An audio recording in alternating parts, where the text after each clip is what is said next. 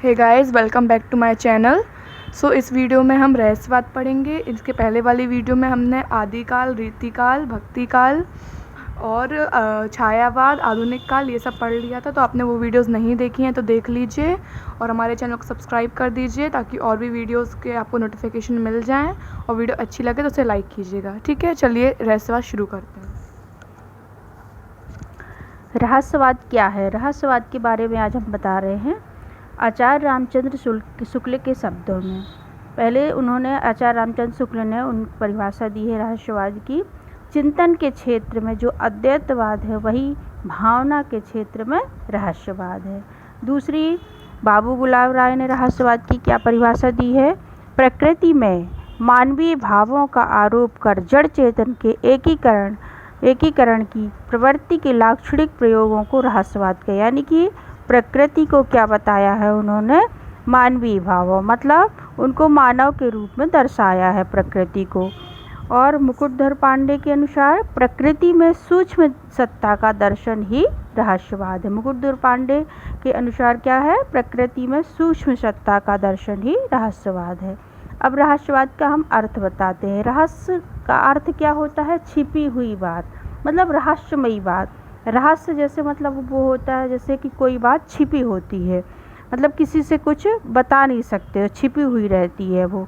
अतः रहस्यवाद का अर्थ हुआ वह विचारधारा या बात जिसका आधार अज्ञात है, मतलब उसका आधार जो आधार होता है वो अज्ञात रहता है, मतलब उसको किसी को पता नहीं रहता है।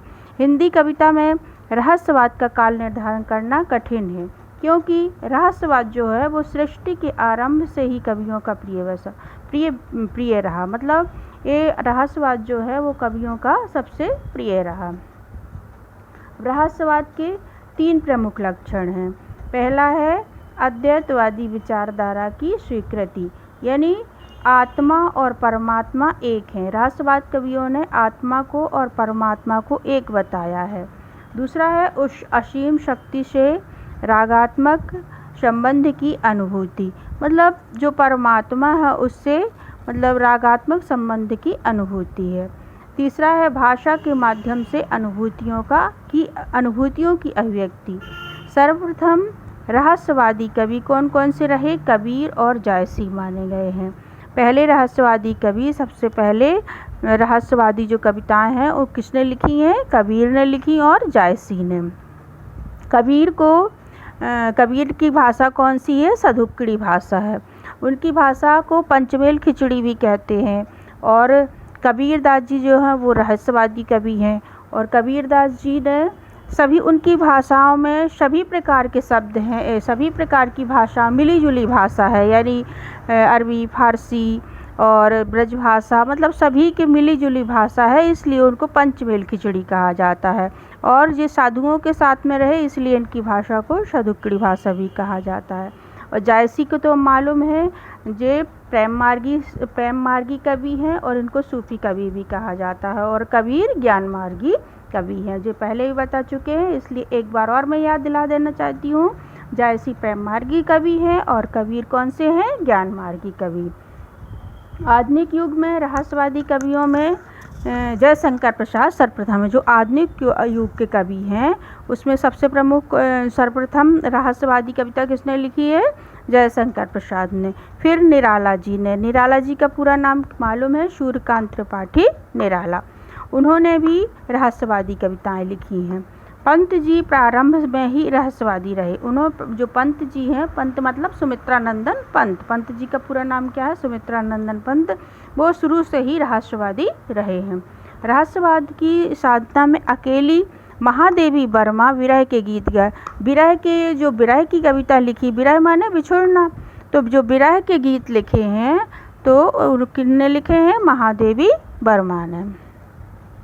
अब रहस्यवाद की प्रमुख प्रवृत्तियाँ या विशेषताएं। पहली प्रवृत्ति कौन सी है उनकी? अद्वैतवादी मान्यता। सर्वप्रथम जो अद्वैतवादी मान्यता रहस्यवादी कवियों ने उनके काव्य में देखने को मिलती है। दूसरी है दाम्पत्य प्रेम पद्धति। इन्होंने दाम्पत्य माने मतलब जो प्रेमी और प्रेमिका का रहता है वो प्रेम का वर्णन किया गया है, दाम्पत्य प्रेम का वर्णन किया गया है। प्रेम में स्वच्छता एवं पवित्रता। तीसरी क्या है, इनके जो प्रेम में, जो प्रेमी और प्रेमिका के जो प्रेम में, उनमें स्वच्छता भी है और पवित्रता भी है। देन एवं आत्मसमर्पण की भावना। चौथी कौन सी है, देन एवं आत्मसमर्पण की भावना। मतलब इसमें जो वो है, जो आत्मा और परमात्मा है, तो उसमें देन और आत्मसमर्पण की भावना, मतलब उसमें सब कुछ उनको अर्पित कर दिया जाता है। प्रतीकात्मक, पांचवा है प्रतीकात्मकता। और छठवां मुक्तक गीत से, उन्होंने मुक्तक गीत शैली का प्रयोग किया है रहस्यवादी कवियों ने। रहस्यवाद के प्रमुख कवि कौन कौन से हैं? पहले कबीर हैं, दूसरे प्रसाद, जयशंकर प्रसाद। तीसरे कवि कौन से हैं? वो सुमित्रा नंदन पंत। चौथे सूर्यकांत त्रिपाठी निराला। पांचवा है महादेवी वर्मा ने इस शैली को अपनाया है। ये सभी कवि कौन से? रहस्यवादी है। राम कुमार वर्मा आदि कवि भी रहस्यवादी के कुछ सोपान पर चढ़ सके, मतलब इन्होंने भी कुछ रहस्यवादी कविताएं लिखी हैं राम कुमार वर्मा, इसलिए इनकी रचना में कुछ स्थान पर रहस्यवाद की झलक, मतलब इन्होंने ज़्यादा नहीं लिखी लेकिन थोड़ी बहुत उन्होंने रहस्यवाद की कविताएं लिखी हैं। ठीक है गाइस, इस वीडियो में इतना ही। अगर आपको वीडियो अच्छी लगी हो तो प्लीज़ लाइक कीजिएगा, शेयर कीजिएगा और हमारे चैनल को सब्सक्राइब कीजिएगा। Okay, bye.